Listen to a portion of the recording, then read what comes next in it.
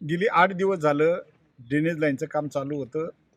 या परिसरातल्या सोसायटी नागरिकांचा आणि ग्रामस्थांचा आग्रह होता की वड्यामध्ये खूप घाण पाणी वाहते, आपल्या परिसरामध्ये ड्रेनेज लाईन होणं गरजेचं राहील. त्या अनुषंगाने आपण महानगरपालिकेकडनं आर्थिक तरतूद मिळवून घेतली आणि गेली 8 दिवस झालं हे काम थांबवण्यात आलं होतं. मी ज्यावेळेस प्रत्यक्षात इथं पाणी करायला आलो त्या टायमाला या जागेचे बिल्डर म्हणजे त्यांची पत्रा लावला आहे, त्याच्या पलीकडे त्यांची जागा आहे.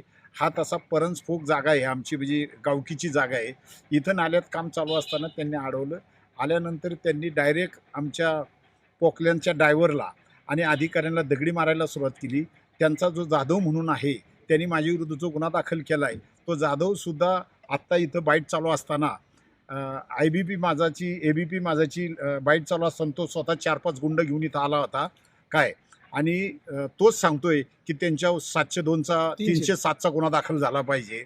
आज साहेब 307 कशाला म्हणतात?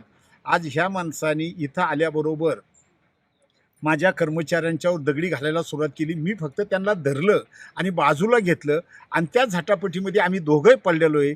ज्येष्ठ नागरिक ते स्वतःला म्हणतात. त्यांची जन्मतारीख काय आहे ती पण तुम्ही विचारा. माझी स्वतःची जन्मतारीख आहे 2/6/1960, म्हणजे मी आज 64 वर्षाचा आहे. हे सर्व करत असताना 25 तारखेला हा इन्सिडेंट घडला. जाणून बुजून माझं नाव खराब करण्याचं काम विजय रौंदळ बांधकाम व्यावसायिक यांनी चालू केलेलं आहे. कारण त्यांना पहिल्यापासून इथं दादागिरी करायची सवय आहे. प्रत्येक शेतकऱ्यावर सुद्धा ते अशाच पद्धतीने दादागिरी या ठिकाणी करत असतात.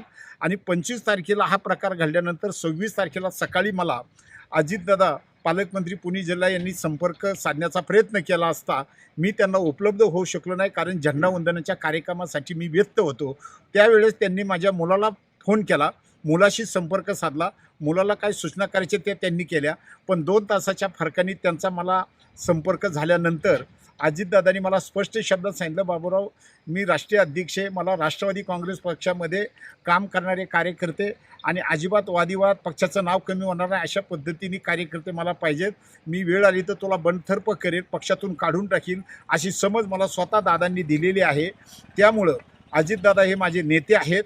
त्यांनीच मला बाणेर बालेवडीचा नियोजनबद्ध विकास करण्यासाठी आशीर्वाद दिलेला आहे. स्थायी समितीचे चेअरमन करण्यासाठी त्यांनी मला पुढाकार घेऊन चेअरमन केलेलं आहे आणि या परिसराचा विकास करण्यासाठी तेच निधी मला उपलब्ध करून देत असतात.